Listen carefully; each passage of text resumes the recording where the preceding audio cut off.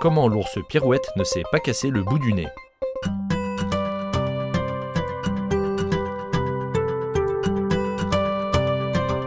20% des victimes de chutes d'escalier ont moins de 4 ans.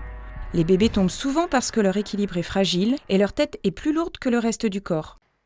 À la montée comme à la descente, une chute de quelques marches peut être grave. C'est pourquoi il faut installer des barrières d'escalier en bas de la première marche et en haut de la dernière marche.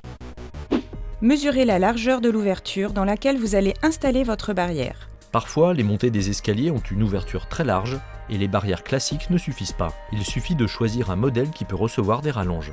Achetez une barrière conforme à la norme NF-EN 1930.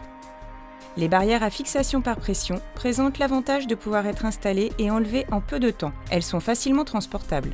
Mais vous devez avoir un encadrement ou une rampe assez solide pour la soutenir. Les barrières à fixation murale nécessitent un perçage dans le mur ou la rampe. Elles offrent une sécurité optimale.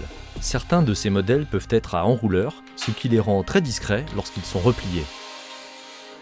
Il est préférable d'opter pour une barrière de sécurité qui peut s'ouvrir d'une seule main.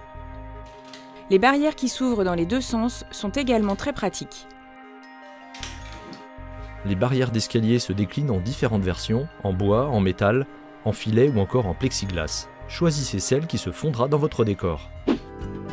Dès qu'il marche à 4 pattes, il est nécessaire que bébé s'entraîne dans les escaliers, mais toujours en présence d'un adulte.